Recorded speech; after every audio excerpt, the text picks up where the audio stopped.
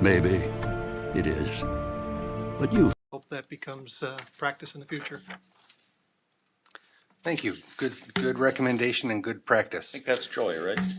I wasn't here for that meeting. Yep, That was Leanne helped Leanne. us for the Okay. June one. But So, yeah, Good. I'll remember that. Item 3B is approval of minutes for the July 11th meeting. Do we have a motion to approve? so moved. We have a motion. Do we have a second? Second. We have a second. All those in favor signify by saying aye. Aye. All those opposed, motion carries. Item Who was four- the second on that? Phil. Bill, thank you. Item 4, public appearances. At this time, we have an opportunity for anybody in the audience to come up and speak. We ask that you try to keep your comments to less than 3 minutes. This is for any item that is on or not on the agenda. If it is a public hearing, you also can speak at that time. Is there anybody here that would like to speak on an item that is not or on the agenda? Please come forward, give your name. You're fine. You're okay. You're okay. Anybody else? Seeing none, we'll move on. Item 5, communication miscellaneous business, we have none. Unfinished business, we have none, and new business. 7A, a public hearing, discussion, and consider recommendation to the village board for a conditional use permit to allow for indoor and outdoor commercial entertainment in the planned business zoning district at 933 North Main Street. The applicant is Create in the 608, doing business as Oregon Floral and Crafts. At this time, I will open the public hearing. Elise, will you please give us a little bit of background and history? I will, and just wanted to point out, I noticed that so what happens when I use all my templates, the reference to Bad Art Company there in the first paragraph should have been removed, so this is not associated with the Bad Art Company okay. business, so just to clarify that. So, been working with Patty for a couple of months to help her find a space in Oregon. She was able to find a space that's, looks like it's gonna work, thanks Jeff, Thanks. well for her, in the former Oregon Floral location on North Main Street. So Oregon Floral and Crafts, let her talk a little bit more about the business, but would be both a floral shop, a gift shop, as well as an event space for craft classes, largely happening inside. There's a proposed kind of floor plan with some tables and things on the next page. Potential for some outdoor things, probably pretty minimal, maybe a cafe table or two out front. And then maybe some, potting tables or something in back if there's gonna be, wreath making or flower arranging or something like that. But at this point, no plans to you'd be applying for a liquor license or anything like this. I think the food and drink options would be non-alcoholic and also prepackaged, so no kitchen space on the site. She did work with the fire department to do a walkthrough, so 49 people is the maximum occupancy, and of course they'll have to be posted as well, but conditional use permit because it is a gathering space, so indoor commercial entertainment, and then just adding that outdoor commercial entertainment option too, if there are other classes or activities that are happening outside of the building. So Patty, and if you wanted to come up and introduce yourself and add anything else that I left out. Perfect, thank you. So I'm Patty Fitzgerald. I grew up in Oregon. Still here. Taught for 17. Hold the microphone Oh, up, so sorry. and you can straighten that out, I'm sorry. Sure. Perfect, thank you. Thank you. Want me to start over? Yeah, So I'm Patty Fitzgerald. I grew up in Oregon. I was a teacher here for 17 years and have seen a need to keep things local, which would be super nice that families can have birthday parties here or gatherings, attend craft classes or workshops, have team building things. So that is a purpose for the conditional use permit application. And like Elise said, we've been working together to find a space, and when this opened up, I thought it was a great opportunity to have the flower shop be back in Oregon and allow for a gift shop with local crafters being showcased to offer shopping in Oregon as well. Any questions or? Okay. All right. Thank you. Are there any people in the audience that would like to have public comment at this time?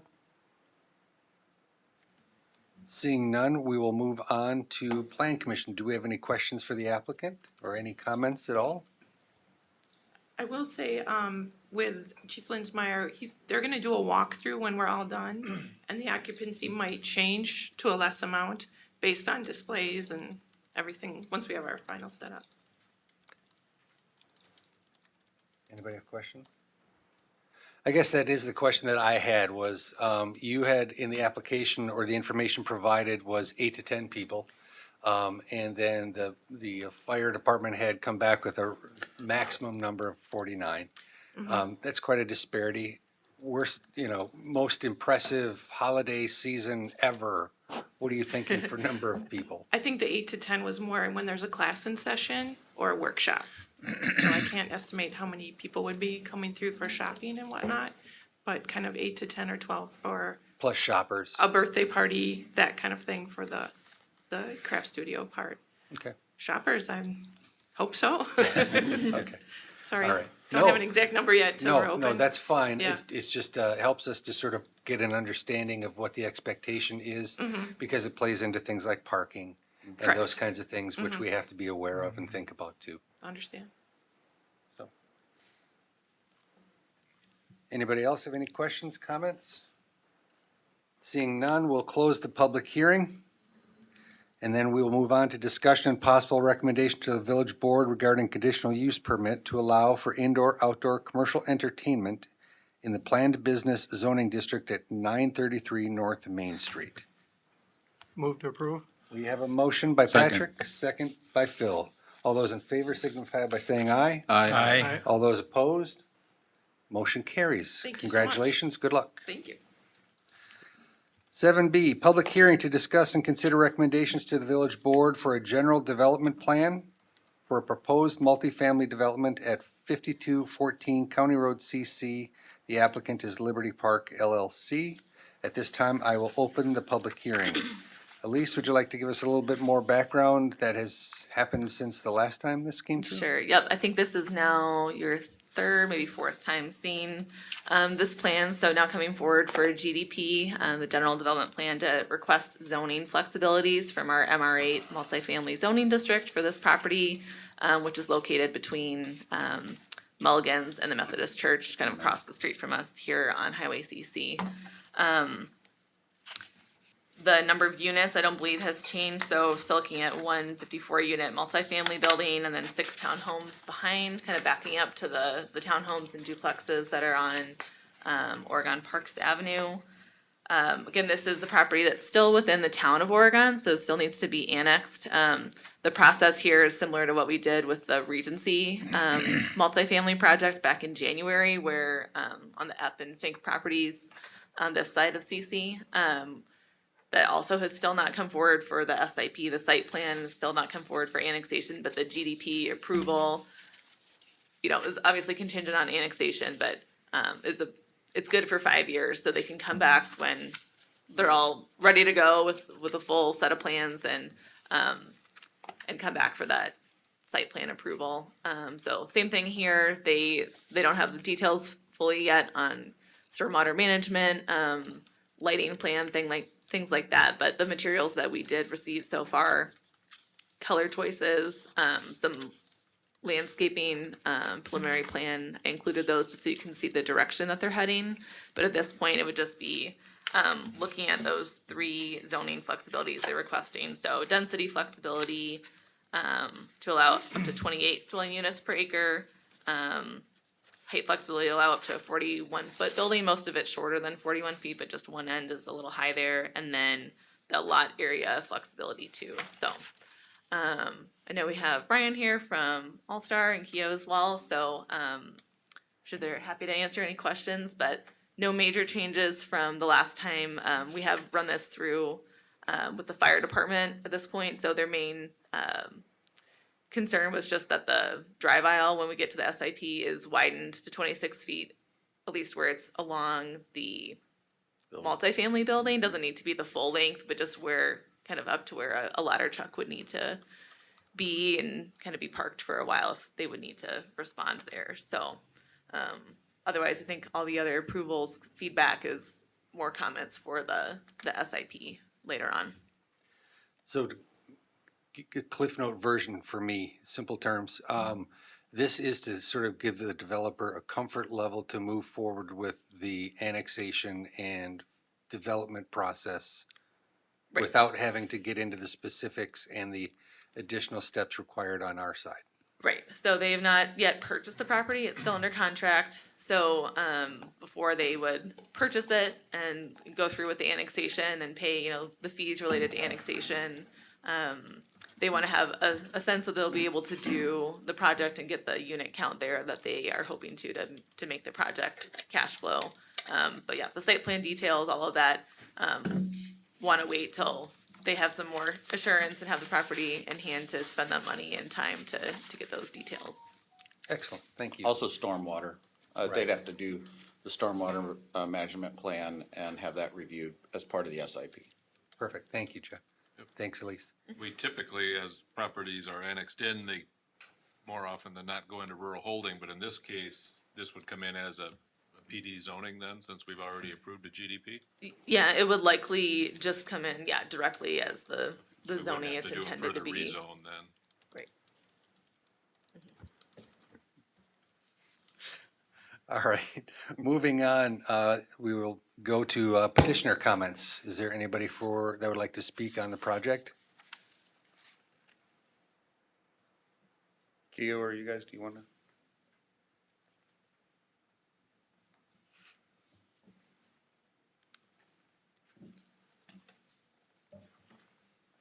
I'm Brian Elliott with All Star Properties and Liberty Parks. Here if you guys have questions as a board on the property. We've been here a few times and, You pull it closer. Oh, yeah. Sorry, I'm the microphone yeah, okay. guru, Good yeah. now. Thanks. You've got But it. with more people, Like more public people radio sitting days away. aren't Yes. coming through here? Yes, exactly. So yeah, I don't think we've got any major changes, of course, just a shift in gears on how the process is gonna go. I think Elise was helpful on that, so yeah, it's more of, do you guys have questions that would help you in this, moving forward? Okay. Do we have anybody questions for the petitioner? Nobody? All right, then at this time, what I'll do is I will open it up for public comment. Is there anybody in the audience that would like to speak or ask questions on the project? Please come forward, give your name.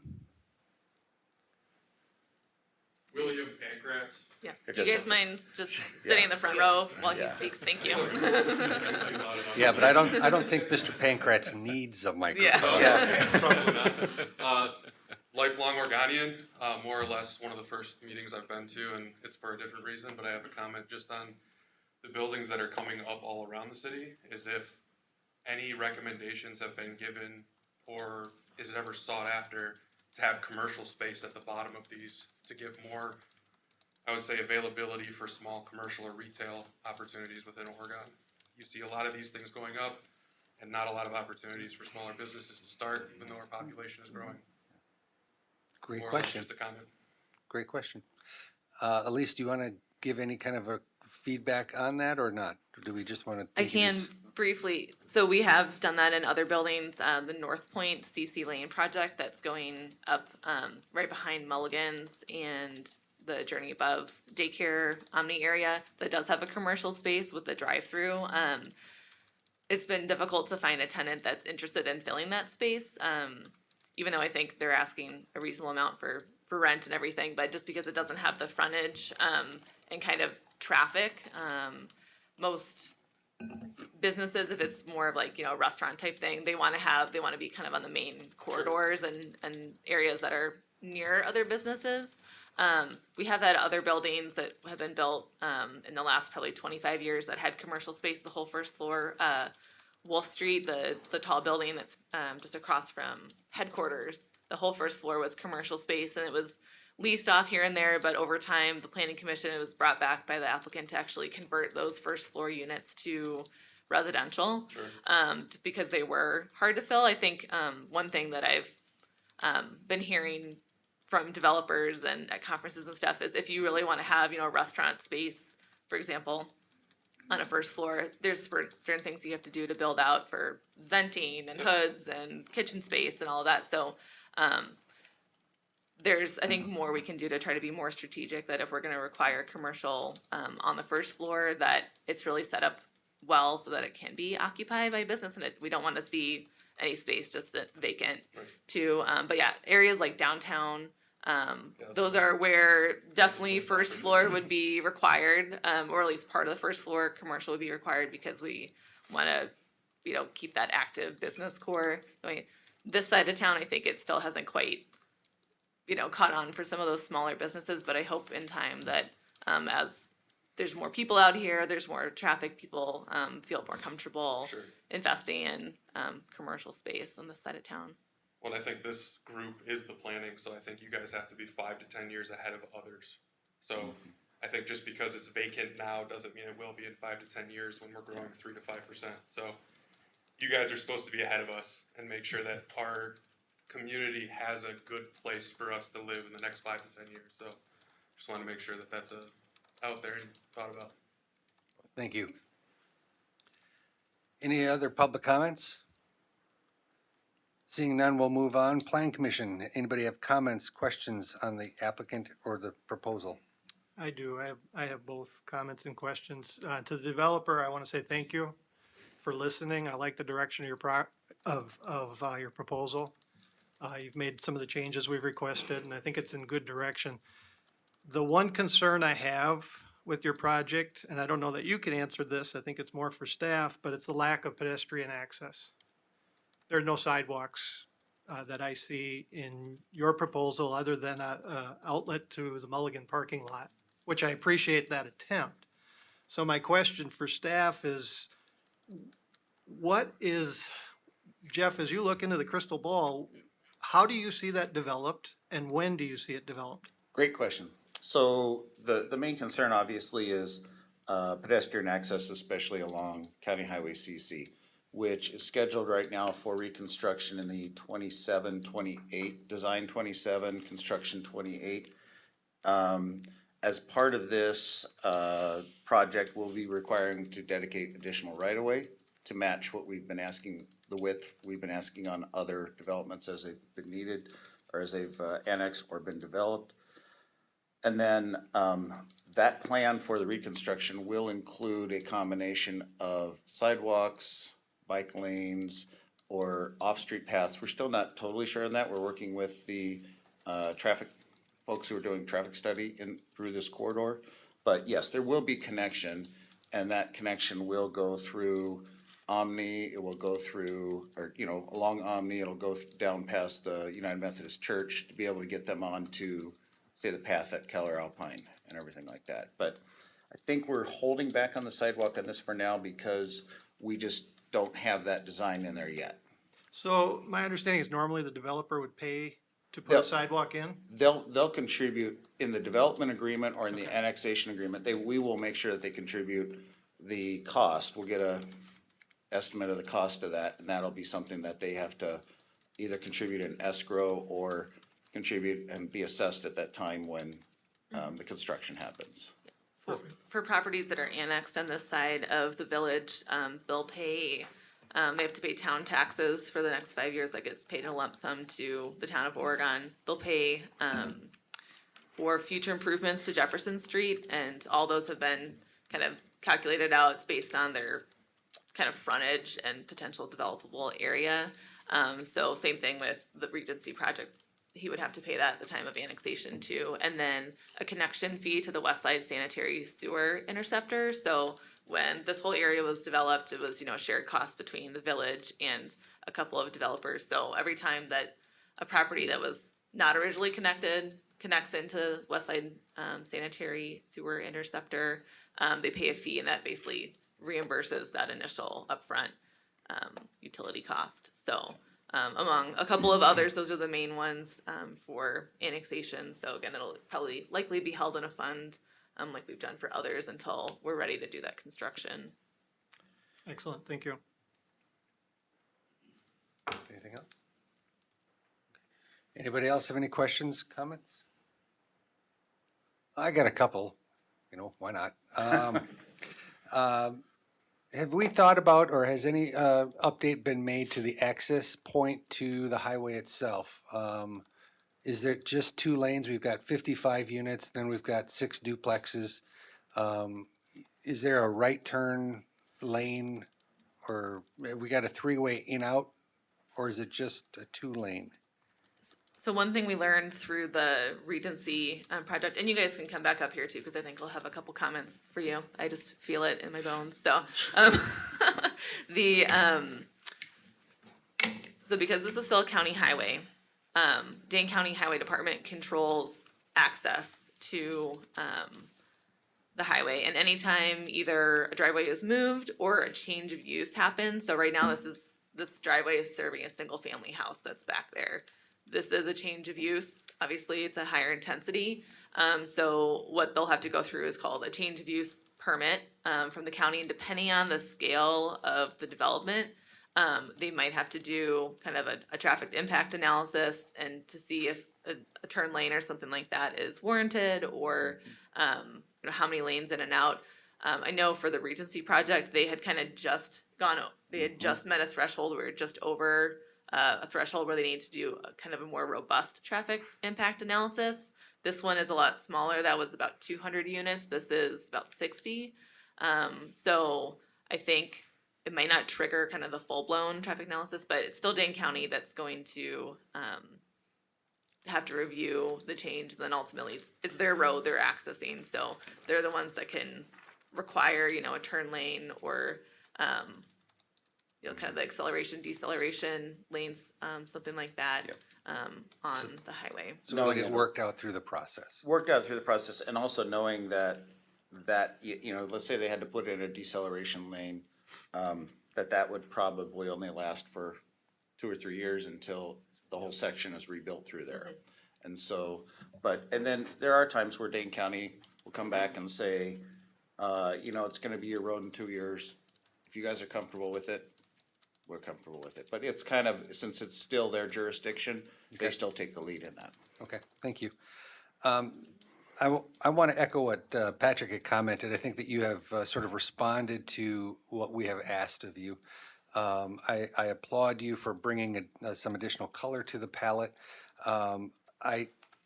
Where I'm uncomfortable with it is I just don't think that some of the features have gone far enough. And what I mean by that is you've got a building it's a football field long. It's 300 feet. And the materials that you've got on it, with the exception of the bookend red tower elements, are creating this layered cake sort of look. And they are accentuating the horizontal long stretch of the building. While you've got some ins and outs to sort of help to break up that facade, I think that it would go a long way if the masonry, and I think I brought this up last time, the brick is not helping you. It's just adding another layer, that light cream, it's just adding another layer. If you were to undulate the block that's on the bottom up and down to help break up those long stretches of panels, I think that it would help with the architecture of the building itself. I also think that the towers, because of their color, gives punch to them, but I'm not sure that the verticality is there, whether that be on the towers or some of the bumps, but you're not seeing it, especially in perspective. If you take yourself back, it reads as a straight line across the parapet of the building. So I think that it would go a long way to add a little bit of height difference to some of them. And then lastly, the entry, it's the only entry, and it's just kind of weak. I think when the details start to come through, that's something that I'll be looking for a little bit more punch, whether that be through accent lighting, accent color, accent materials, whatever, rhinestones. Wait. Bedazzle it, is that what you said? Elvis. Yeah, I got a hot glue gun at home, I'll loan you. So just something to sort of help accent that. I think the buildings on the back they're nice. They're comfortable, they fit in, they work. I don't have any problems with those. But just because of the nature of this building acting like a billboard being perpendicular to the highway, I think we need to have a little bit more empathy and care taken in what we're doing. Friendly amendment. Anything else? All right, seeing none, I'll close the public hearing. And I will ask for some discussion and possible recommendation to the village board regarding a revised GDP for the villas development in the Highlands of Netherwood. Oh, that's not right. No, not Highlands of Netherwood, what is it, Oh, yeah, general, not the villas, Oh, yeah. Liberty sorry. Park? Yep. It's the top one is correct. So GDP for multifamily at 5214 Liberty Park LLC. Okay, That was my bad. Bad Art Company? nope, that's what I get for just, that's what I get for No. reading blankly. Yeah. So I will change that to read the village board regarding a revised general development plan for the proposed multifamily development at 5214 County Highway CC. The applicant is Liberty Park LLC. Everybody understand that? Yep. Okay. Any discussion? Otherwise, I'll entertain a motion. Move to approve. Patrick? Motion by Patrick, I'll second it. second by Larry. All those in favor signify by saying aye. Aye. All those opposed, motion carries. Thank you. Moving on, item 7C, public hearing to discuss zoning text amendments, amending the sections of Chapter 17 of the Village of Oregon Municipal Code relating to family definition, driveway setback, exposed fasteners, chickens and beekeeping, fence height variances, signs, lodging, and wellhead protection. At this time, I will open the public hearing. Please note that before I give it over to you, Elise, that we will be taking these one at a time. So if you've got something that obviously people are here for, hold off until we get to that, and we greatly appreciate it. So I'll turn it over to you, Elise. Okay. So just to clarify, John, I think we can still have one public hearing for all the items, but Yes. we'll vote on them one by one. Correct. Correct, okay. Yes, thank you for the clarification. So, for those of you that haven't been here, which is most of you for this discussion, we've been talking about this set of zoning text amendments for about the last year and a half or so. These were identified by Jeff and I and others, quite a while ago as kind of, I guess our low-hanging fruit. Housekeeping, kind of. A lot of things that we've gotten requests on over the years to clarify or looking at opportunities for people to kind of expand use of their property, fences, for example, on corner lots. So we've gone through a variety of different examples from other communities, lots of drafts.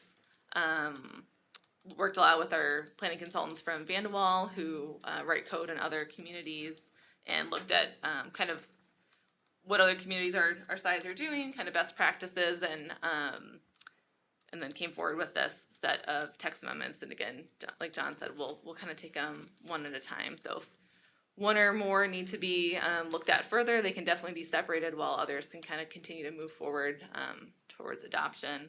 I know a lot of people are here tonight to speak on the chicken and beekeeping, and specifically ducks. I'm happy to hear comments, and that was not something during our discussion that was brought up in the last year and a half or so, but I'm happy to hear kind of some more perspectives here. I don't think anybody has anything against ducks. I think they're adorable, and I did do some research too on other communities in Wisconsin. It doesn't look like there are a lot of municipalities, cities, and villages that allow ducks to be kept within their city or village limits. I haven't quite been able to put my finger on why. I think there's a little bit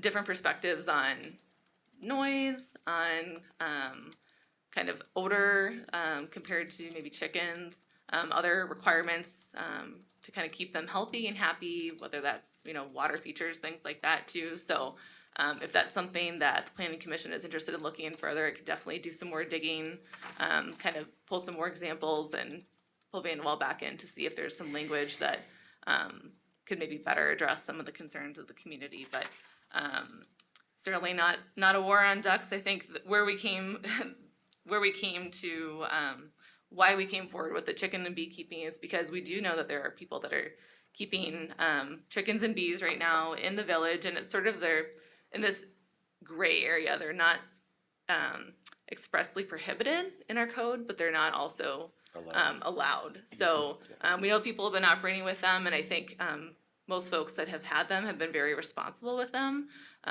Over time, we've gotten calls from neighbors here and there that, you know, hey, my neighbor has a rooster, it's, you know, bothering me in the mornings, or my neighbor has some hens and they're flying over into my yard, and I'm afraid to let my dogs out because I don't want my dogs to be injuring the chickens, but the chickens are kind of trespassing, I guess is the word for it. So the reason that we kind of felt having some language and some clarity around chickens and bees would be helpful is to both protect the people keeping the animals and be able to continue their you know, responsible, you know, that use on their property, make sure that the animals have space and are healthy, as well as kind of protect neighbors so that there's a shared understanding of my neighbors can have, you know, chickens, but I have an understanding of where that coop can be, how many they can have. I feel protected that they're not going to be coming into my yard, or, you know, roosters, again, that's very, very unlikely, very seldom that they're allowed in cities and villages, just because of the noise. So, again, trying to put some language to protect both the owners and the neighbors, again, to have that shared understanding. So that's kind of where we came from that, but happy to hear other perspectives and see if there's some language we can get to that works for everyone. And do you want to talk about, maybe just briefly, why we are putting it on as on a permit basis? Yeah, so we mentioned this at the last couple planning commission meetings. I came forward with a draft chicken keeping and beekeeping permits. So we thought we could address this similar to how we do dog licensing, where it's the annual permit, a pretty minimal fee, and then a renewal fee that's also even more minimal. But just to make sure that we have an understanding of kind of a site plan, where is this, you know, coop going to be, or the hives, how many are there, make sure there haven't been any changes year to year and that they're still meeting the requirements of the code, and then keeping that on file. So again, if there are questions from the neighbors or something, or maybe someone's selling their house next door and saying, oh, there's chickens next door, we can say, yeah, but they're meeting the code and meeting all of the requirements. We also kind of talked about a schedule last couple meetings too, for bringing people into compliance. Again, we don't want to be the chicken or the bee police. We know that there people have been operating this for many, many years, and I think most people have been very responsible with keeping their animals. Don't want to take any chickens away. I don't want to go in anybody's backyard and count chickens. I've got a lot of other things to do. So I think we always approach, you know, our kind of enforcement of our code with education first, and kind of explaining to people, this is why the ordinance is written this way. This is kind of the intent and goal. Can we work with you to try to help make a plan to meet that? Kind of set a schedule and go from there too. So I think the intent is that people who have, you know, chickens, for example, right now, say they have 8 right now. I'm not going to ask them to get rid of 2, but we'll kind of grandfather them in. And then again, if there's any new chicken keepers, or now that people are kind of aware of that number, if that is the number that we settle on, again, there's a shared understanding of what kind of the expectations are moving forward. But anytime you create a new ordinance, there's just a transition period to kind of bring people into compliance. And again, just getting the word out. I think most people, you know, obviously haven't been following this conversation, and that's fine. I probably wouldn't come to these planning commission meetings if I wasn't on staff, you know, every time too. Hey, that hurt. Yeah. You guys are awesome, but it's a beautiful night outside. So I think is that kind of what you wanted to mention as far as the permit? Yeah, the other thing with the permit too is, and one of the more difficult things that we have dealt with in any kind of zoning concerns, complaints from neighbors, or people who maybe not be operating how they need to be operating, is how do we encourage enforcement and how do we undertake enforcement? And the idea also behind a permit is it kind of gives it time, just kind of like a alcohol license does every year or anything else. Just gives you that opportunity to say, okay, we can check in on things. If we've had a lot of complaints, if it's really been a problem, then we would probably bring that as a recommendation to not issue a permit. They would have an opportunity to appeal. But so many times, like Elise says, you know, we really want to work with compliance, education. You know, we don't do much enforcement. We don't have time to do that. But we do want people to, what happens, and you realize this, is it's usually not the person with the chickens that has the problem. It's usually might be a neighbor or something like that. And honestly, sometimes they are very legitimate concerns. And so this is just an avenue for us to make this legal in the village and make it legal, is that right? Allowed. Yeah. Allowed, and kind of clear up some of that, and then just also provide guidelines. And I will, one of the things I know that some of the comments we'll probably hear tonight are, it's an incredibly long ordinance. I have never seen an ordinance which hasn't expanded exponentially, and a lot of that is just because of the models that you're using for those from other communities. That's you know, the direction we go. Our code is like, what, 764 pages or something like that? Soon to be maybe 800 pages or more, but it's just the nature of the beast, so to speak.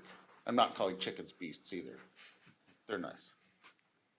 All right, thank you. If it's all right with the Plan Commission, I will, seeing as how this is village work, the comments from Jeff and Elise will pass as petitioners' comments as well. So we will move on to public comments. So Joy, I'm going to lean on you a little bit to help us get through some of the names and people. And when you hear your name, please come forward and speak on the topic. First, we have Mackenzie, Connor, and Piper.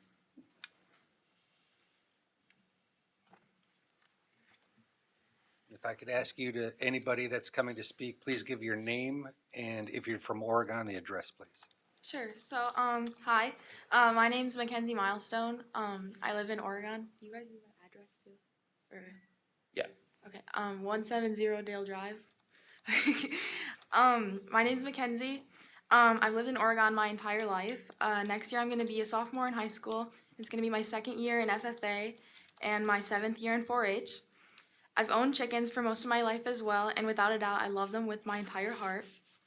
I've shown chickens since I was in the 3rd grade, and I can hardly begin to explain how many amazing opportunities and skills I've encountered through chickens. A few examples including leadership, communication, and advocacy.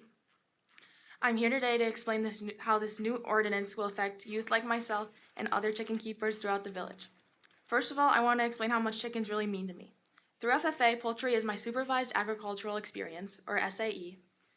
And that means that I'm able to adapt and apply what I have learned about poultry, as well as continue to learn new things. It is personalized to assist me in meeting my future career goals, such as being a geneticist. My chickens have allowed me to realize what I want to be when I grow up and have inspired me to continue learning and growing with genetics. I do breed some of my chickens together, and every time I learn something new about genetics. Not allowing roosters for agricultural projects means no more hands-on genetics learning for me. Without my chickens, I would have never found my future career path. I would have never had my SAE. I just can't help but think of all of the little boys and girls in the village that if you implement this ordinance, it's going to make it very hard for them to probably find their passion and help. Might obstruct them from finding their future. Just because of how long it is and everything. I personally know a little girl, her name is Audrey. She's going to go into 3rd grade and she's joining 4-H this year. She's so excited to show chickens, and when you talk to her about it, you just see her passion and her eyes light up. It's just so amazing. With this ordinance though, she would most likely not even be able to tend to chickens at all because of the lengthy process and everything. I know that I don't want to crush her dreams of it, but unfortunately this ordinance may make it really hard for her to complete them. With chickens, I've grown so much, and I'm so excited to see the younger youth grow as well, but unfortunately the ordinance is going to make it really hard for the children to join and grow through chickens, specifically. The lifelong skills that poultry has given me, I know will also go towards supporting the youth and developing them for their futures. If this ordinance goes through as stated without any grandfathering in, I would have to personally remove my coop, get rid of all my entire flock, and I would have to find a spot and make plans for an entire new coop and run. But unfortunately, I do not have room in my backyard, which the ordinance states.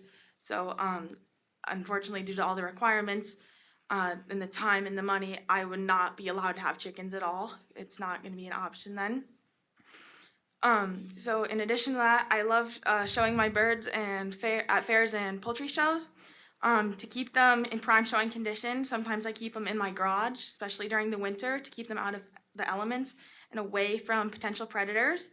The ordinance would prevent me from keeping my birds in top show condition. This is not only my experience, but it's a lot of other people's too. And for these reasons, I ask and encourage you to not pass the ordinance as it is currently worded, I'm sorry. But I would love to sit down and talk with you guys on a one-on-one basis, to modify the rules or, wording, so we can accommodate for the village and chicken keepers' needs. Thank you. My No. Thank you. name is Piper Daly. I live just outside of Oregon. That being said, I am in the Oregon School District, and I am the vice president of the 2024-2025 vice president of our Oregon FFA chapter. I had just recently started showing poultry. I am lucky enough to have a place in Brooklyn where my chickens can stay.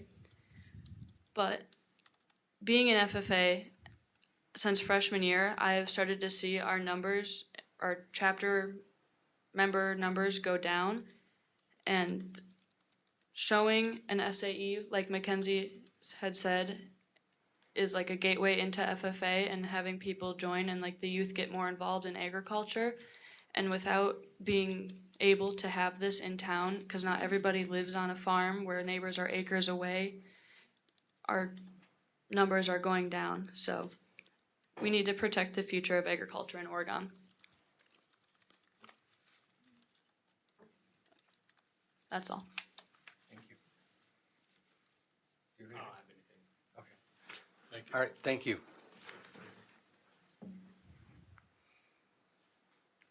And we also have Jennifer Milestone.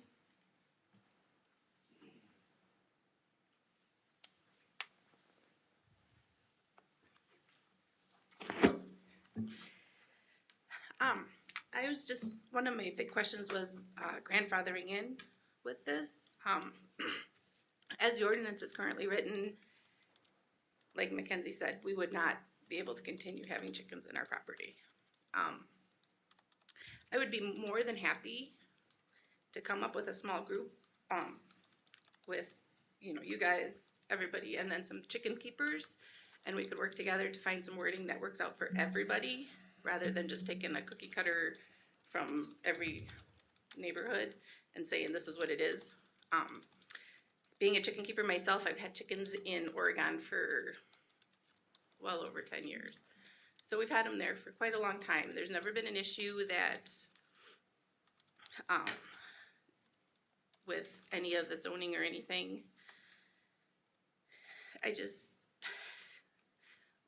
There's so many questions and issues that I have with the way that it's currently written. I do agree, there does need to be some regulation. We don't have any right now as far as, definite set of rules. I do agree we need some. However, these rules are a little excessive, and I don't believe that they have everybody's best interest in mind. Like I said, I would be more than happy to work, create a group of, Oregon chicken keepers and, board members to come together to reword it, to make it something a little more friendly for everybody, if that's an option. Thank you. Thank you. Jenny Liddell.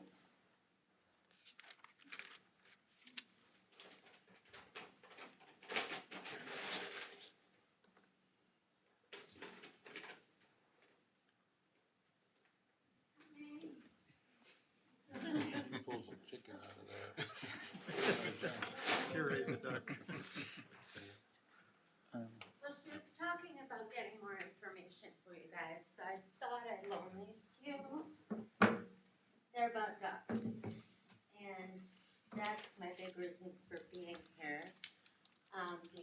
you hate ducks, right? No. Could you please give us your name and address?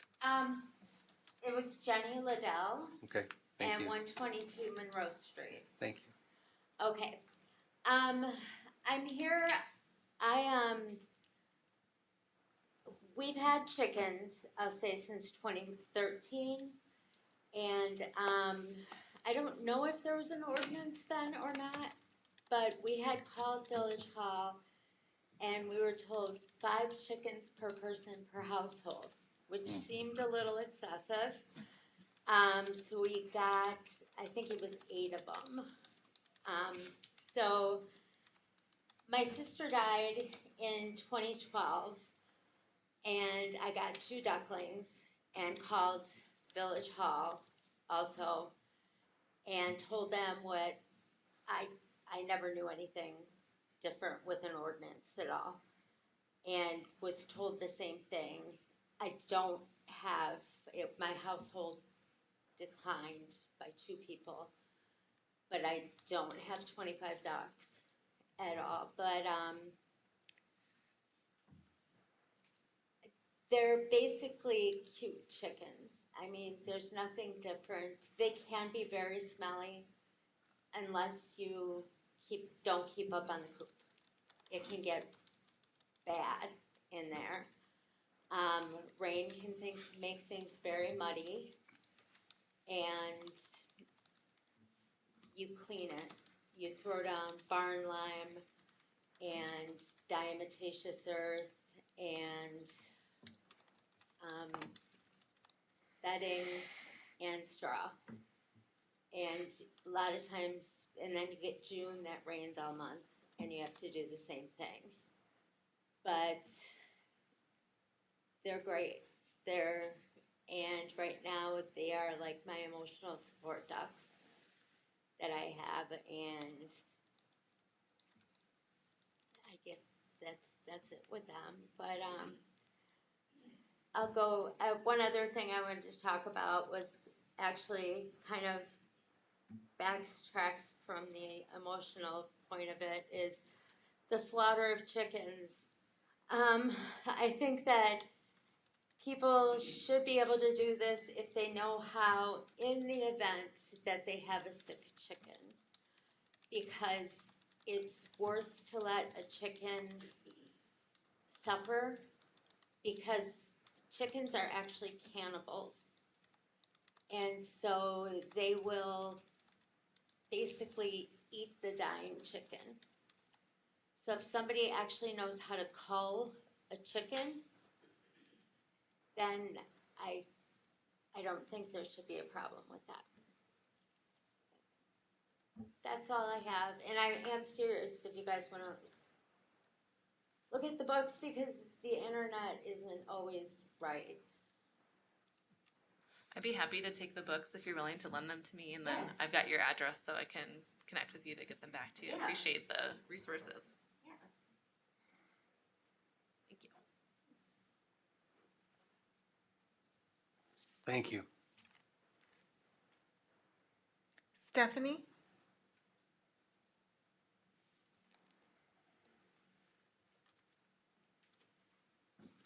Dr. Stephanie Coots, 916 Timber Ridge Drive. Longtime chicken owner, come from family, including my husband, used to go through 100 chickens in a season. So overall, I find the ordinance to be restrictive, undue burden, governmental overstep, and generally unnecessary.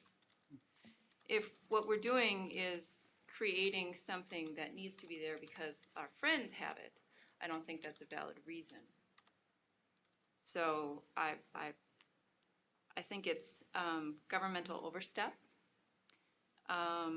If in fact there is compliance concerns, this misses the boat on a lot of compliance concerns.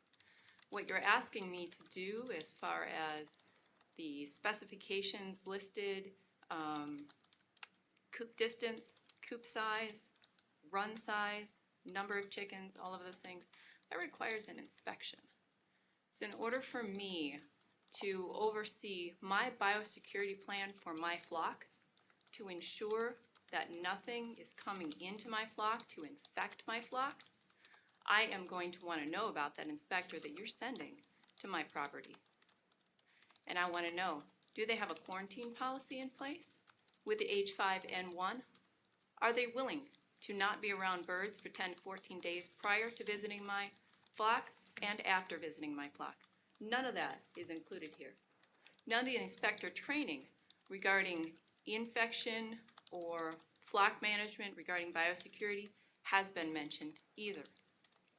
The other things that I'm concerned about might include proof of vaccination to reduce the influenza reassortment that could happen if someone enters my flock and brings influenza into it. That's a big concern to me. I don't know where they've been, what they've been doing. I don't even know their training. Are they willing to abide by my disease management over my flock? All the disinfection and inactivation procedures, possibly PPE, that they have to put on when coming to my property. I'm an owner of my property. I'm an owner of my flock, and I take that very seriously. They're clean birds, they're healthy birds. So I don't think this is a compliance issue, because if it truly was, there'd be other elements that would be involved in this ordinance. I think it quite possibly could be, oh, it's low-hanging fruit, we don't have it, our neighbors do. Is that really a reason? Have there been that many complaints? Have there been that many issues? I don't see that. I don't see that at all. This appears to be written by someone who's never had 100 chickens, never raised them. I'm willing to be a part of a conversation in making this language more usable for our current village people, not to align with neighbors, but for our current village occupants.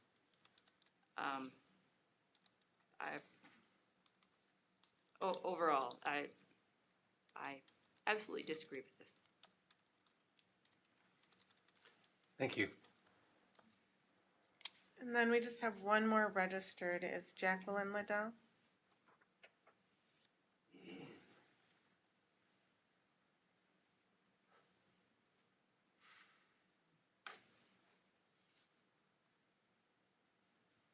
Hi, my name is Jacqueline Liddell. I live at 122 Monroe Street in the Village of Oregon. I currently do raise chickens. I've been doing so since 2013. We do have a coop out in our backyard. The shed that we use as the indoor coop has been there since 1983. The home that we live in, or live at, is a 0.37 acres. So we have a huge backyard.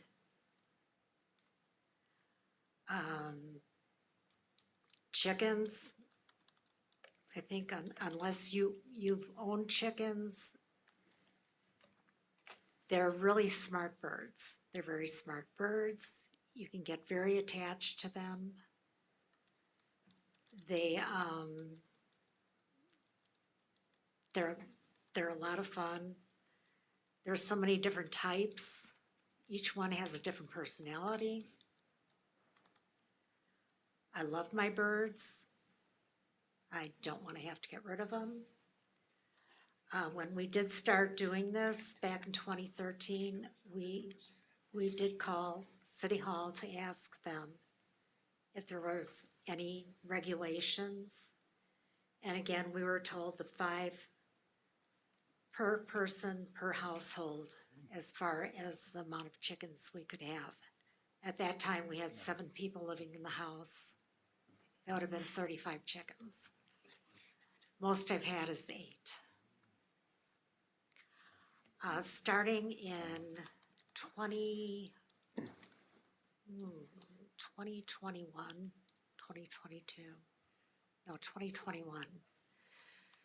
we did take in some ducks. And at first I was a little bit apprehensive about that, but the more I read about them and got to understand them, the more enjoyable I found they were. They're little characters. It rains out, they love to stomp their feet in the mud, bring up the worms, bring up the bugs, bring up the mosquito larvae, and eat them. So they do help with the environment that way, as far as control. They're a little bit messier than chickens. However, you do have to keep up more with the coop. And we do. We keep our coop clean. We had a bad month this June because of all the rain. So it was a little bit hard to clean up because it was raining every day. But we did finally get a chance to clean up, and then again, you lay your bar lime, you lay your diatomaceous earth, you lay your pine shavings, you layer your straw, you do it throughout the coop. They also require water. So unlike chickens, where you can put out water maybe once a day, twice a day, ducks, you're out there 3 times a day, especially in the summer during the heat. In the winter, you're out there twice a day, and then you're filling up your chicken water from inside the house and bringing it out. I have 2 grandchildren that I now take care of because both their parents passed away. They're very fond of the ducks. They absolutely love them to death. Especially my grandson, he's out there, he takes care of them every day. And it's been a wonderful learning experience for the kids. And like my daughter had said, it's a wonderful therapy for them. It's very enjoyable. One of the things I wanted to ask was, are any of these items listed going to be grandfathered in? Because we do have we have a larger outside run, but we did this because they need their space. If the chickens and the ducks don't have enough space, then they'll turn on one another. So that way we have to make sure they have enough space, they stay healthier, there's no disease. We do bring a vet in or take our vet or duck to a vet if any of them show any signs of sickness. We've even had the vet from Country View come in by us to check over our chickens, clip their nails, because I didn't know how. And she even looked at us and said, wow, these chickens have quite a setup. She says, this is really cool. It's like a Beverly Hills. So it's been a great learning experience. It's a great, fantastic hobby. And like the kids from FFA said and 4-H, we are losing so much as far as our agriculture, our farming, our small farms. It's so important for these kids to know and how to take care of and how to be with animals. It's part of the cycle of life. And as far as other things, oh boy.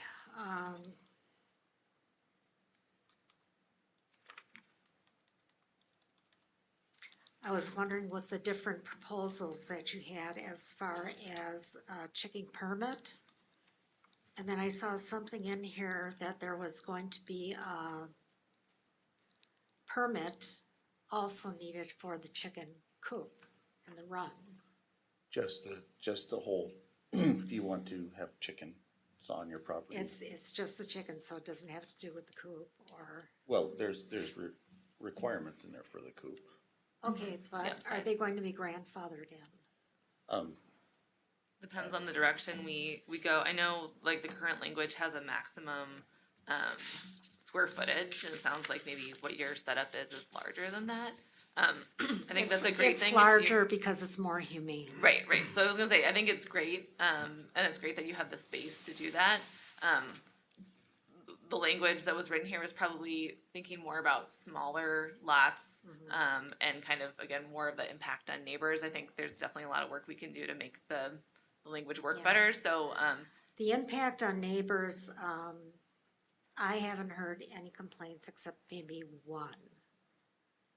And that was where the neighbor came out and said, "What are you doing?"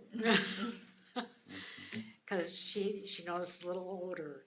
And, then she saw what we were doing and she went, "Oh, okay, I got it." Because she had a farm herself and lived on a farm her whole life.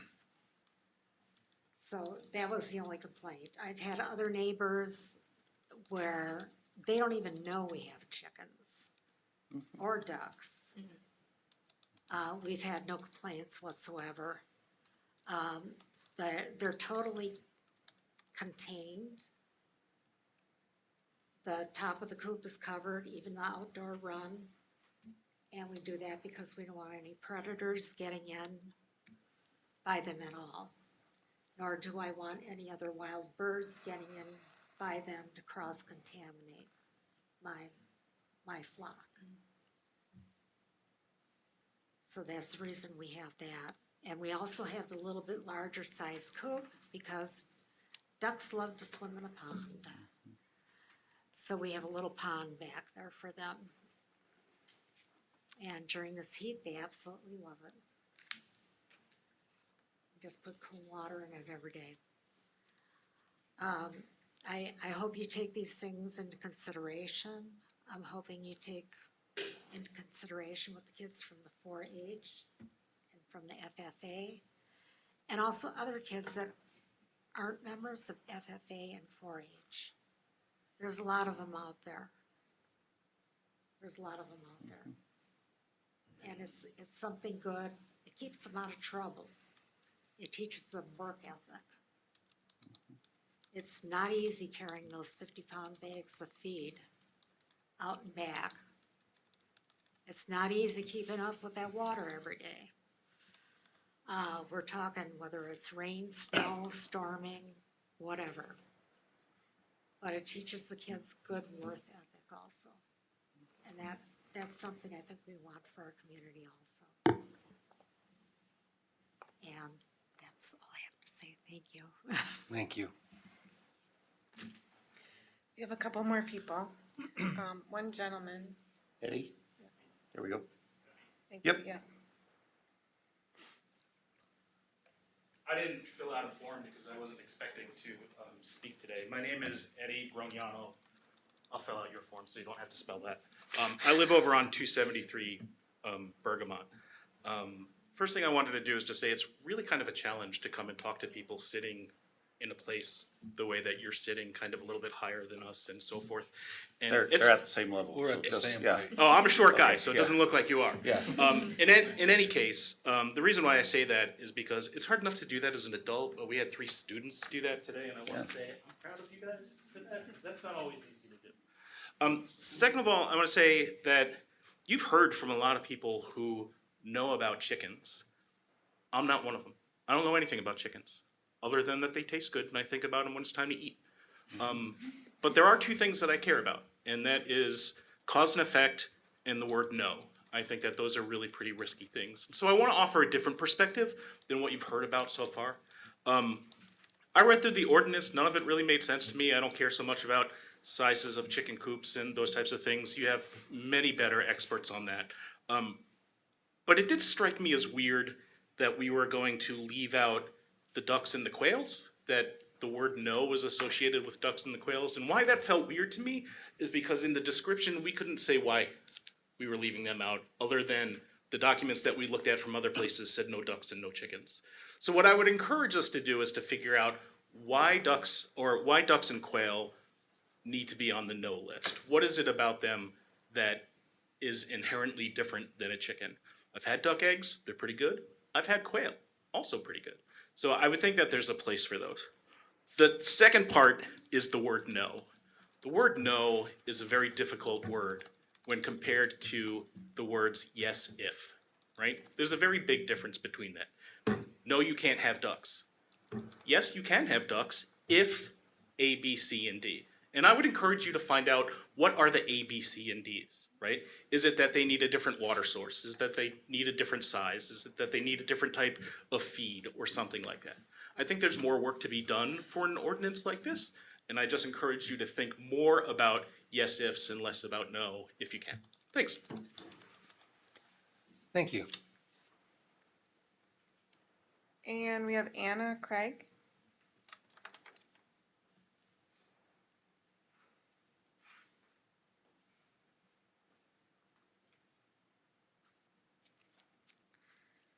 Hi, my name is Anna Craig, and I live in the village of Oregon. So I grew up. Just pull that up. Sorry. Sorry. Thank you. So I grew up in Brooklyn on a 40-acre farm, and I've had chickens basically my entire life.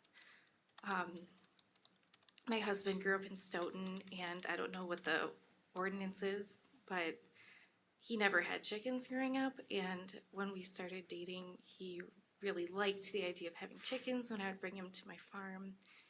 And so then when we moved to Oregon, I knew it was a farming community, and I was really excited because I was like, oh, Guillermo can now experience having chickens.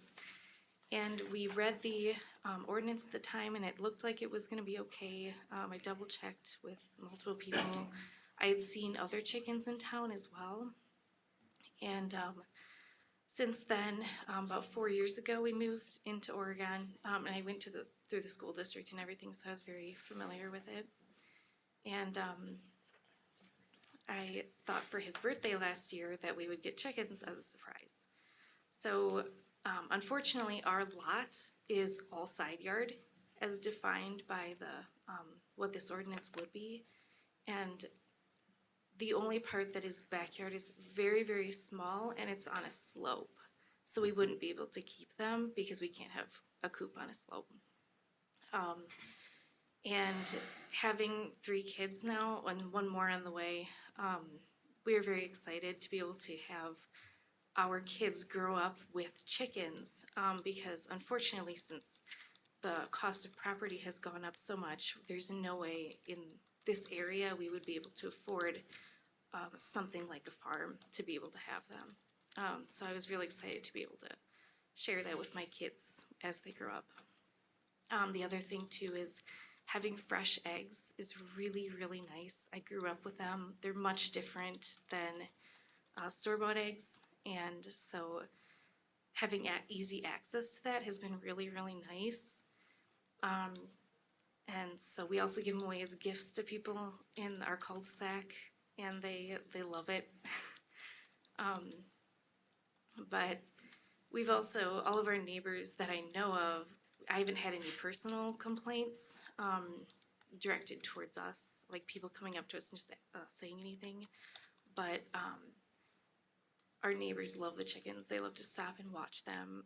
We live in the back of an elderly community too, and we'll frequently see them stop and watch the chickens and talk about them. So I think it would really be a shame to make it so people make it harder for people to have chickens in the town of Oregon or the village of Oregon. So yeah, I think that's all I have. Thank you. Thank you.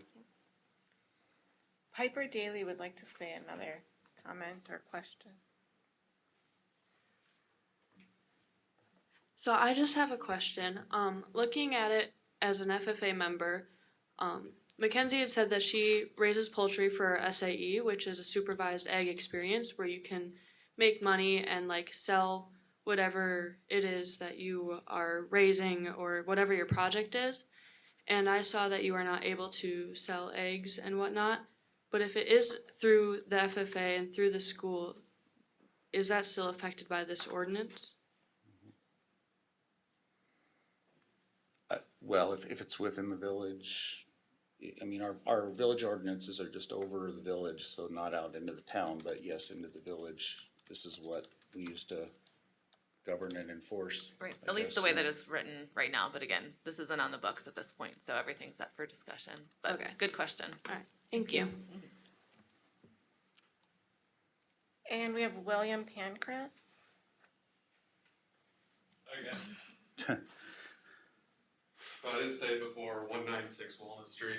So lived in Oregon my whole life, growing my family. We're +1 next January. Chicken in the backyard, bees in the backyard.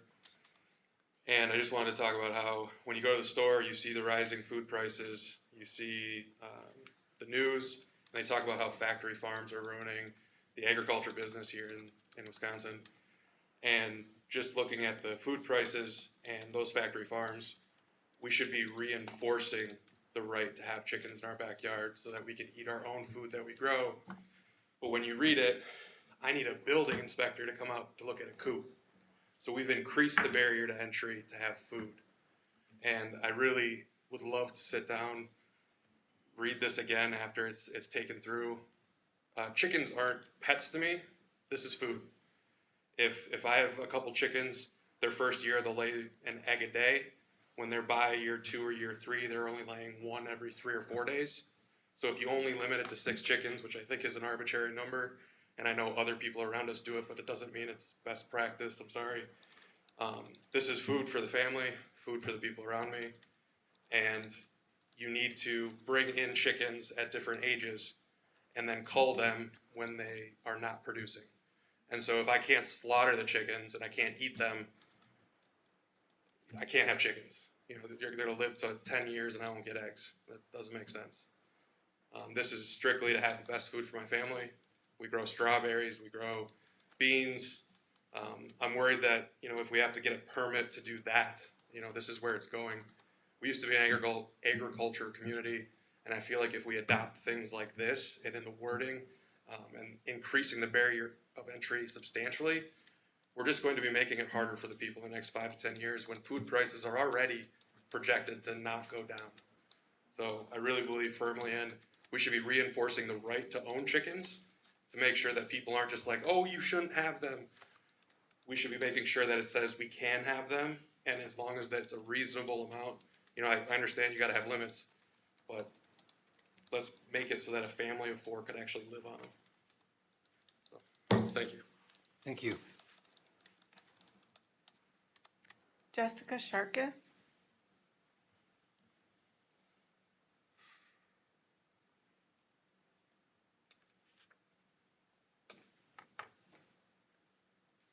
Hi, good evening.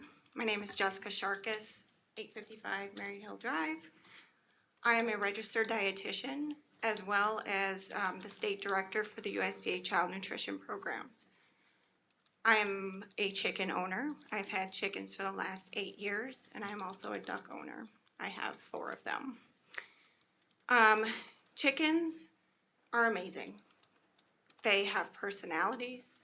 They are just like a dog or a cat. There's no difference except they live outside. But they also produce eggs. They feed you. I wanted to get chickens because I wanted to show my kids what it was like to raise an animal, create your own food. I'm a big gardener as well. And I don't think, I mean, I get the fact that you want to put some parameters around it, but I think, as mentioned, having grandfathering abilities is very important for us who have had chickens for a long time. My neighbors take care of my chickens when I go on vacation. They love the chickens and the ducks. I think that it's very important that maybe having a group of chicken owners from the village to kind of talk through things because we have a lot of knowledge to share. Duck owners as well. When I called the village about getting chickens, it was, 5 chickens per family, member, whatever. Everything was allowable. The only thing that they told me was you couldn't have animals with hooves. So Yeah, that's correct, yeah. I think that's what's in the ordinance. So for us to say no ducks, well, they don't have hooves. Ducks are very interesting animals. I equate them to dogs. They like attention. They like to follow you around. I have people that stop outside of my house in the front yard and like see the ducks and they get so excited. It's pretty crazy. But I think before you say no to ducks, you should learn about them, and I'm very willing to help you become educated on them. I think that having a permit is fine, because, you know, you have permits for dogs or cats or whatever, that's fine. But I think in terms of quantity, grandfathering in so that we're not, you know, trying to find a home for our pets, because that's what it is for a lot of people, it is a pet. And if you're worried about noise, well, I can tell you about the neighbors in my neighborhood that all have dogs that bark in the morning, bark in the afternoon, bark in the evening, and I don't complain about them. So if my chicken makes a noise when it lays an egg, so be it. Thank you. Thank you. One more here, Rebecca.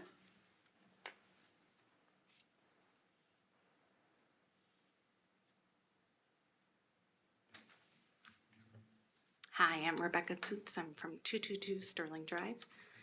I don't really like to do this kind of stuff. I was just going to sit here and listen, but Neither do we, but go ahead. and you guys do sit a little higher, so I do agree. Eddie says you guys sit a little higher. Maybe just drop the chairs down a little. So I guess for me, it comes down to my kid is a very quiet, very introvert kind of kid, and since she's been in 4-H, she's been in poultry, she does showmanship, she has really come out of her shell, and it is because of the poultry. It is not because of anything that I have done, it is because of the groups, and that chicken is like her therapy. It is like her Prozac or whatever people would take. She's not taking medication, she has a chicken, and that helps her. It creates responsibility for her because she's responsible for maintaining the birds. We have birds inside and in our garage as well because of, like Mackenzie said, in the winter months, some of the birds that we use for show, they are not as durable out in the winter. And to keep the best show quality as well, we need to maintain a space. All of our coops that we have and our areas that we have in garages as well are very well maintained. They're not running wild. I can still park my car in the garage, even with my chickens that I have in there. These kids, just watching them grow, showing. Mackenzie made master showmanship as a sophomore at the Dane County Fair because she knows chickens, because she knows all kinds of other agricultural. But this community is losing that. My dad was an FFA teacher for 20 years, and he has seen the decline in agriculture in Wisconsin. And here we are in a nice community. I moved into this community because it was very similar to what it was like where I was growing up. And it is changing. I've been here since 2005 and it's changed drastically.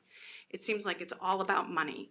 Where can we get more money to pay for this, pay for that? Where's the money gonna go that you're paying for the permits? How much are the permits gonna be?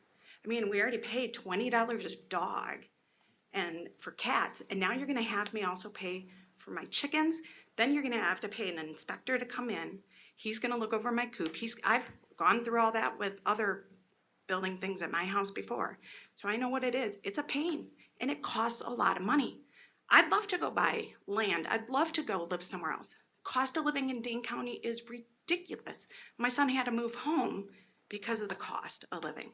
So now you're gonna throw all this other stuff on top of the cost of living. And then you have cost of food. I haven't bought eggs in 5 years. I haven't had to buy chicken. We can take care of all that. Now my kids know where food comes from. It doesn't come from a grocery store. It comes from my backyard. So I do agree that some sort of regulations need to be set forth. But I feel like there's a lot of overstep on everything you guys are asking. My coop has to be insulated or soundproofed, I think is what I read in there. And then in the past, when I first got chickens, I did ask about how many we can have, whatever restrictions are. There were none when I was told, when Correct. I asked a few years ago. I asked about roosters. They said, as long as the neighbors don't complain, it's like a barking dog. As long as the neighbors don't complain, it's a noise ordinance. And now all of a sudden roosters aren't allowed. How are they gonna do the breeding? How are they gonna learn genetics? I just feel like if we can get a group, I would love to be part of that group. And I think we could come up with a better solution for everybody. That's it. Thank you. Connor, Jordan would like to either have a question. Connor Jordan, 425 Riviera Street. I got a question because I'm curious how this ordinance would affect education at OHS. At OHS, we have a chicken coop, and during the start of the year, we'll have it outside, but we were forced to move it inside to our ag teacher's room. We keep it nice and clean and tidy. And with this ordinance, it'd make it very difficult for the education-wise. We use those chickens for one veterinary and to teach about meat. We also use those chickens to teach about breeds and how chickens vary from one another. With this ordinance, it'd basically make it impossible for this kind of thing to happen. And this is one of the main things that students come to our agriculture classes is to learn about these chickens. And a lot of people, when they walk by our teacher's classroom, they can peek through the door and they'll see the chickens wandering around.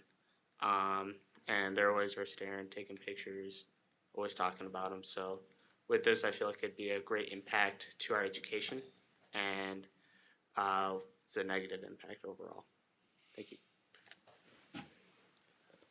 Thank you. That's it. Is there anybody else that would like to speak on any other issue or any of the other items that we've got in front of us right now? I just do an impromptu real quick on the chickens. Yeah, sure. Just come on up, give us your name and address. I didn't put the form out. I'm Michael Reeve, and I live at 161 Dewey Street. I think the underlying current, if you will, is the number that's quoted in the ordinance. That's the feeling I'm getting. No doubt regulation is coming. I am not against that regulation by any means, but an understanding, like a lot of the folks are speaking to, is what we as chicken owners want to bring. With Mackenzie and the FFA folks, my daughter has shown for 8-9 years now. And I think biohazard or biocontainment is critical if you're going to come and inspect the coops. I also think our coops are actually soundproofed. So there are best practices as far as containing the sound. And I also think from my daughter's perspective, having the chickens actually allowed her to be an entrepreneur, but extend her vision and her ownership of the chickens into the neighborhood. She's gone up and down the street and said, hey, my name is Maddie. I've got 8 little chickens in the backyard. If you would ever want to come and learn about chickens, come on over. So I think from an educational purpose or perspective, chickens are a good thing, right? Last couple of points too, with the number, if these young folks, like my daughter is showing, the issue with 6 again is at Dane County or Stoughton Fair, you can only show one variety, think of it as a color, within a breed. So if she wants to show 5 or 6 different breeds and varieties within, that's gonna extend 6, right? 6 per household. I'm not advocating for, hundreds of chickens in your backyard kind of thing, but the terms that we're defining here as numbers and how the coops are built. Again, a lot of these folks behind me, can offer information and best practices as well as, myself and my daughter. So I appreciate you folks opening it up to our insight as chicken owners. Thanks. Thank you. Anything else? Thank you very much for the public input. At this time, we'll move on to planning commission comments. Anybody have any questions or comments of anybody that's spoken or amongst yourselves? I'll weigh in on this. I have owned chickens. I have friends that have chickens, and I have neighbors that have chickens and geese. So I understand everybody's perspective. I've struggled with this language as we've worked with it for several months. My big concern was that we would be making a decision that affects owners that did not have much say in this because they didn't know what was going on. And so thank you all for coming out and sharing your experiences. And this is government in action. So your voice, you have the opportunity to shape this ordinance, I believe. I do think that this ordinance is presented, I'm respectful of the intent of the ordinance, and I do think there's a need for an ordinance, particularly with respect to avian flu. I think it's wise that the village knows the locations where chickens and fowl are being kept. I struggle with the numbers. I'm not sure 6 is the correct number. I know 100 is not correct. The challenge with this ordinance is it's hard to have a one-size-fits-all. I live 110 feet away from ducks. I don't have a problem with them. My neighbors do an excellent job. They're out there every day cleaning up after those ducks. If I lived 50 feet away and they didn't clean up after the ducks, I would have an issue with it, right? So setting the parameters, I think, is important. And a lot of what people have said tonight is, I think, very helpful to that respect. I don't understand the logic of a maximum coop size. It would seem to me that the more space, the better, the happier the chickens.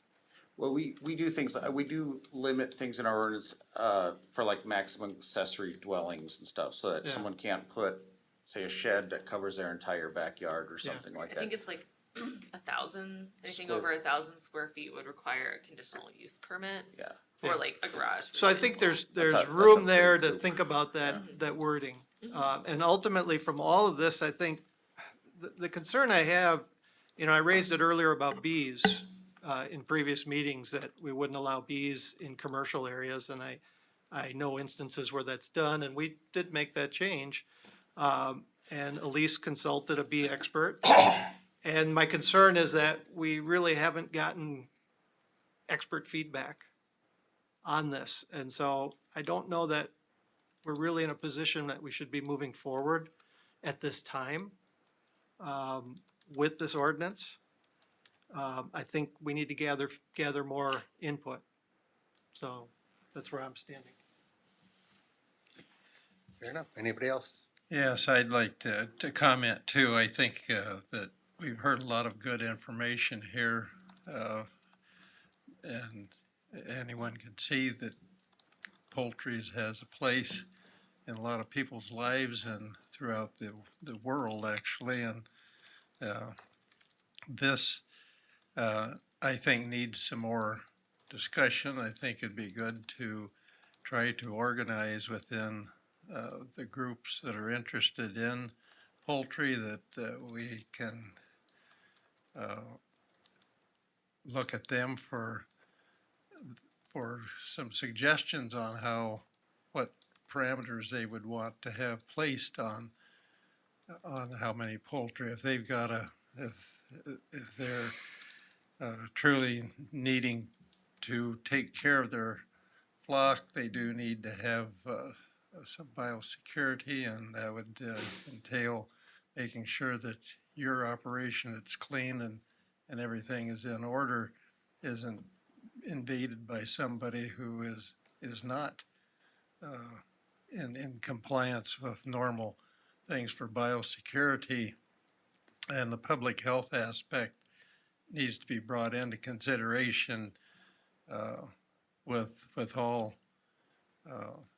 with everything that's organic, that does need and beyond needs to be looked at, and the issues of controlling pests, rodents around stored feeds, making sure those are inaccessible and not attracting rats that carry diseases that are bad, and infected fowl can do that also. Just one word out for the ducks. I am a veterinarian, and I've dealt with backyard poultry operations for many years, and it's all depends on the care that people and the interest people have in their birds, and for the most part, I think it's pretty high standards that most backyard poultry people are owners are projecting and maintaining, and I think they need I'd lighten up the requirements here to make it a little less a little less determining things by square feet and length of things, but more by not creating a nuisance, taking care of public health issues and biosecurity for the animals and the other people and other species that are around them. And I think it's going to be something that I would be for would be for the group. Would be a good FFA project to lead to get together a model program, a model ordinance for suburban area poultry. There's definitely a total difference between what you have in your backyard or what's in your neighbor's backyard than what it is out on the farm, where you expect all this to be taken care of on a gross basis. You wouldn't want to probably be walking through some spaces that do exist, because there's places for it, for walking through, and there's places where you drive through or you maintain your facilities, and according to, like I said, best practices. So I'd like to see more work done on this, that we get not to be able to vote on it tonight as accepting it, because I think it's too restrictive in some areas, and having the public be able to participate in this uncovered so much information that we've got a lot to work with. Anybody else?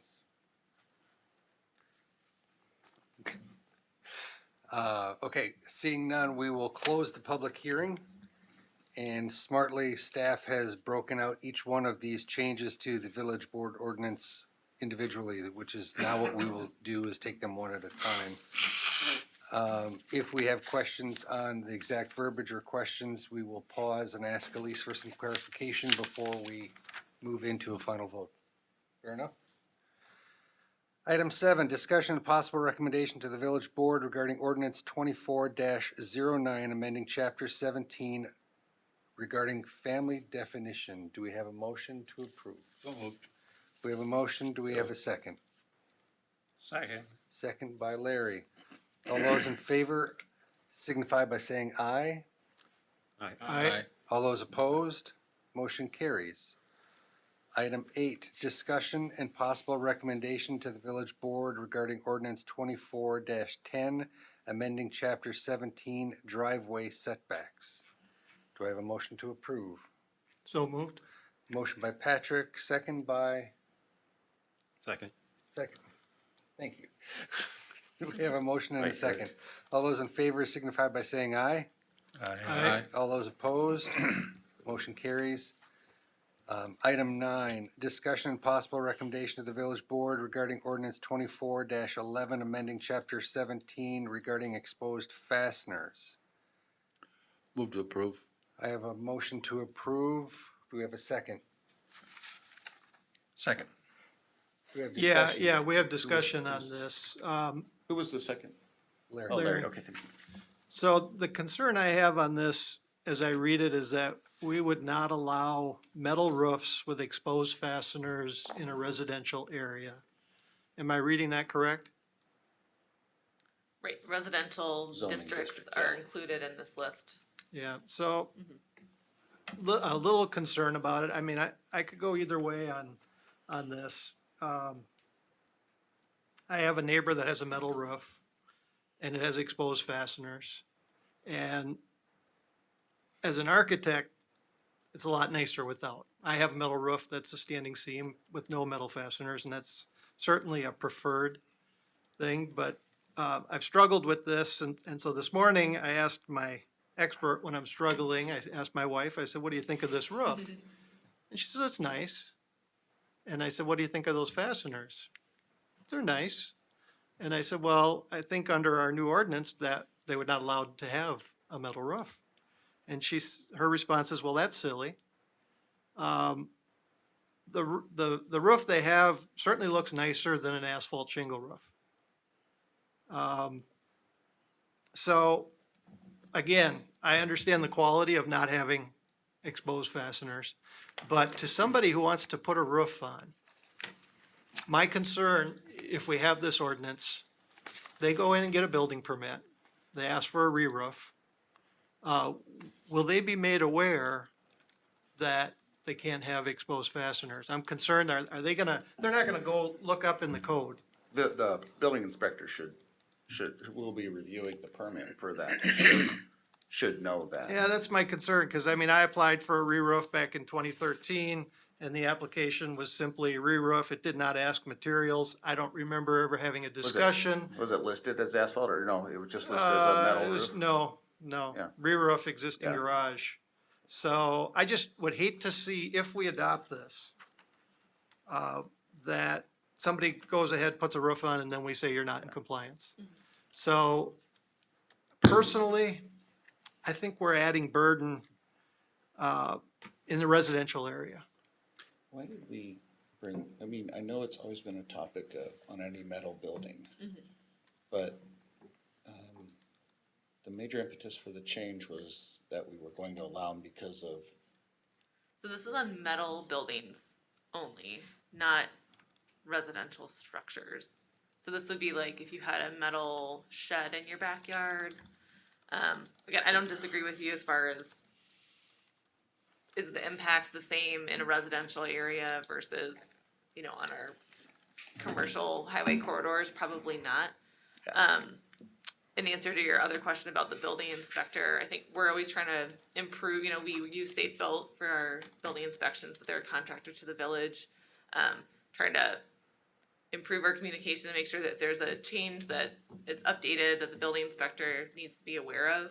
As far as zoning code, that they're aware of that. I think there's more we can do to make sure that, you know, if there are, you know, maybe there's an additional layer of review by Jeff or myself, or again, just more of a kind of cheat sheet that maybe we provide to the building inspectors so that they know these are things to kind of look out for.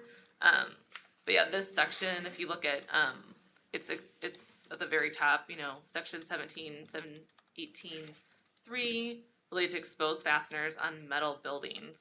So I think, I mean, of course, historically, this has mostly been brought up in like our industrial districts with Right. the metal buildings. It's more been about siding.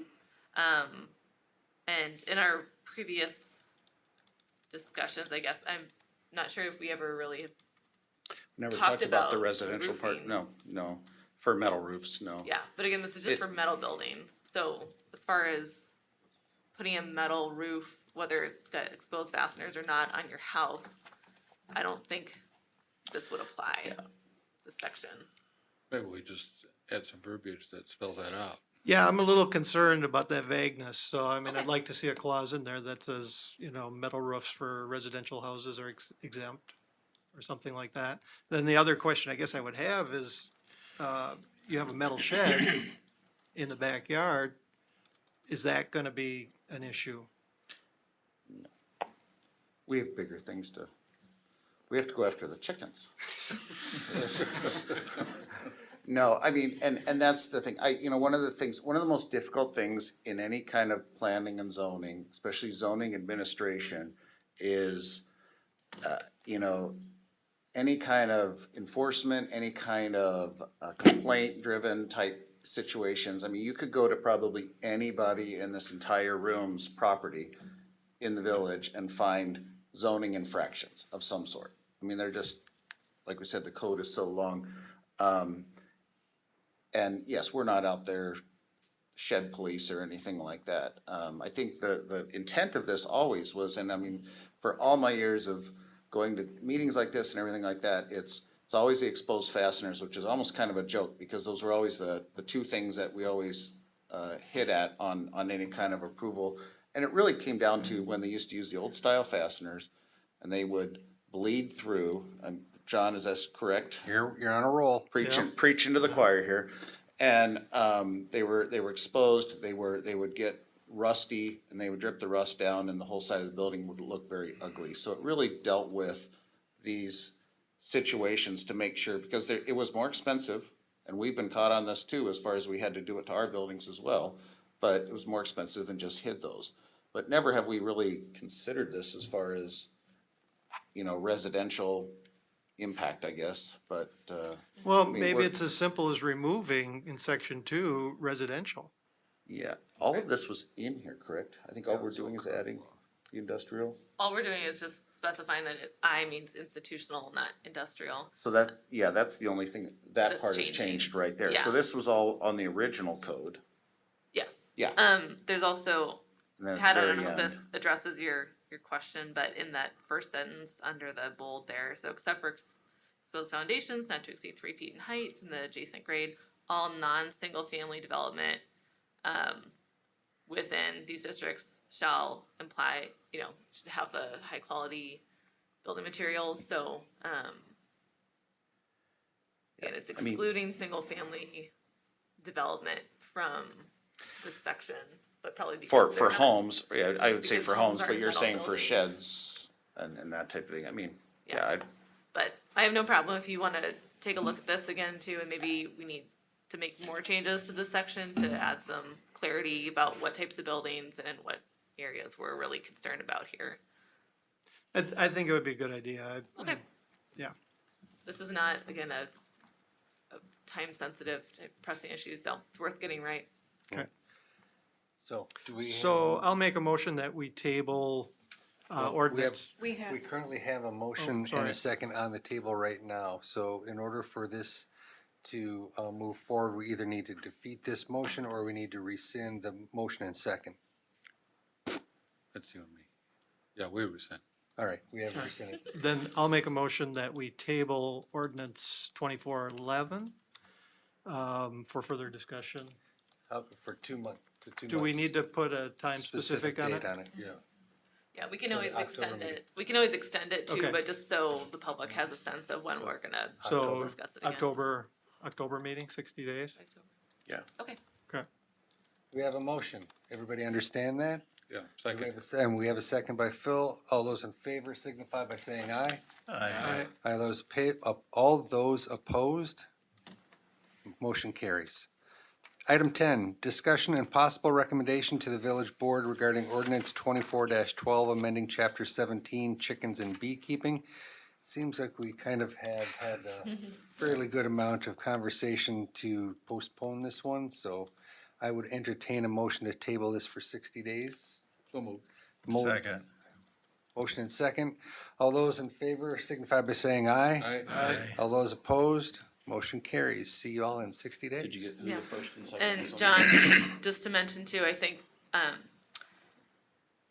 again, before we get to a point where we're having another public hearing and people are aware, it's hard to reach, I did try to reach out to some chicken keepers that I was aware of in the village, and I think to their credit, a lot of people, who own chickens do so quietly and do so well, that I wasn't even aware of them, and I grew up here in the village too, and live here as well, it's great that we have an engaged audience now. I want to make sure we get their feedback. I don't want to, though, get to another point where we just already have an ordinance written. So I do think the offer to share some of their knowledge and experience would be good.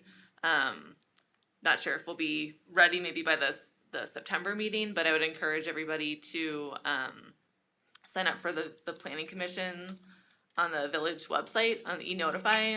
We'll probably put this on for kind of a conceptual discussion. I'm guessing try to aim for the September meeting as initial discussion, maybe October, we can have at least more of a draft together to talk about. Again, it doesn't have to be voted on, but just to be brought back to the meeting for discussion. But stay tuned. All the planning commission agendas and packets are available on our website too, and you can reach out to me if you have any questions. But I want to make sure we have a platform to have that discussion and ideas, and can certainly take another look at all the language and see if we can find something that works for everybody. Sounds good. Thank you.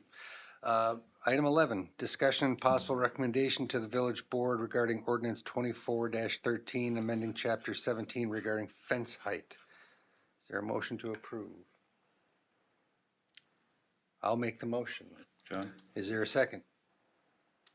I'll second it. We have a second. All those in favor signify by saying aye. Aye. Aye. All those opposed, motion carries. Item 12, discussion and possible recommendation to the village board regarding ordinance 24-14, amending chapter 17 regarding variances. Anybody have questions, comments, or make a motion? Move to approve. Got a motion by Phil. Do we have a second? Second. Second by Eric. All those in favor signify by saying aye. Aye. Aye. All those opposed, motion carries. Item 14, discussion and possible recommendation to the village, 13, regarding ordinance 24-15, amending chapter 17 for signs. Any have discussion or a motion to approve? Move to approve. We have a motion. Do we have a second? Second by Larry. All those in favor signify by saying aye. Aye. Aye. All those opposed, motion carries. Item 14, discussion and possible recommendation to the village board regarding ordinance 24-16, amending chapter 17 regarding lodging. Is there any discussion or a motion to approve? Move to approve. Motion by Phil, second Second. by Larry. All those in favor signify by saying aye. Aye. All those opposed, motion carries. Stay strong, gentlemen. Last one, discussion and possible recommendation to the village board regarding ordinance 24-17, amending chapter 17 regarding wellhead protection. Any discussion or a motion to approve? Move to approve. We have a motion. Do we have a second? Second. We have a second. All those in favor signify by saying aye. Aye. All those opposed, motion carries. Thank you, and thank you everybody for your comments and feedback. That was helpful. Item 8, Director of Community Development Report, status of development projects. What's the update? Well, we are thankfully, I saw paving Perry Parkway today, so that's good. That's been kind of torn up and also been a major artery through there, but I continue on South Main Street for those projects. Development is continuing on the Greenview Preserve Phase 2. That's the Viridian project, and that includes actually one walking park and one playing park for kids. Very excited, we opened up the playground up at JC Park. It has been a hit, and so it's fun to see the kids out there enjoying that. We're able to kind of skirt the construction fencing around it to open it up.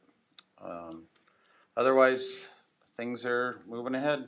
I mean, the number of building permits in our village, I'll have a memo, and probably not this next meeting, but the following one that's just talks about, we're probably surpassing the number of building permits halfway through the year, which makes sense when you've got a lot of builders like Lennar that are building 10 homes at a time, and everything, but things are moving ahead. Any questions on anything you've seen in the village or heard or? I just want to say, I saw them installing the new crossing at the library. Yes. And it was awesome because as I was walking by and they were doing it, there was a young girl and boy on their bike, having kind of a stare down with the driver, and neither could figure out who should go first. And so that crossing is, I think, in a good location. Thank That's you. gonna Yeah. help. I think so too. Thank you. And that crossings, the neat thing about that is that was one we had in storage because we had taken it out at Janesville and Perry Parkway.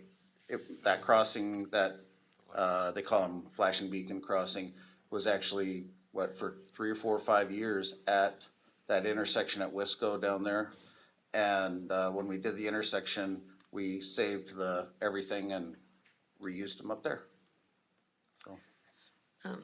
John, I wanted to just give a quick update on the downtown master plan. So, I know you guys got an email from me, I think yesterday too, just updating you on some of the upcoming events, but,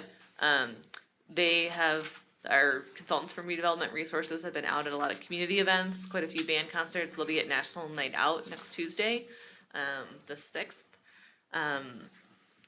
We did a downtown business, input session and a walking tour. There was a whole community survey that was out, and then right now we're working on a downtown resident postcard that'll get mailed out shortly. So that'll have a link to a survey and then a invitation to a in-person input event later in the month. And then imagine we'll start seeing some drafts for you all to review, probably towards the September, October Planning Commission and board meetings. They're also pulling, a lot of other data, and then in the meantime, they're also doing stakeholder interviews with groups like school district, fire district, senior center, other kind of major user groups downtown that don't really quite fit into the commercial property owner, business owners, and resident categories. So, been enjoying working with them and look forward to getting some feedback and kind of those drafts back in front of you all later this fall. Great. Awesome. Item B, upcoming meeting dates for the Plan Commission. Put them in your calendar. Item C, planning staff meeting agendas. Those are in your packet. Questions on those? Nothing? All right. We have nothing for items for future meetings, so item 10 is adjournment. I will entertain a motion to adjourn. So moved. We have at least one motion to adjourn, and we have a second. One of them's a second. All those in favor signify by saying aye. Aye. Aye. All those opposed, motion carries. Thanks, everybody.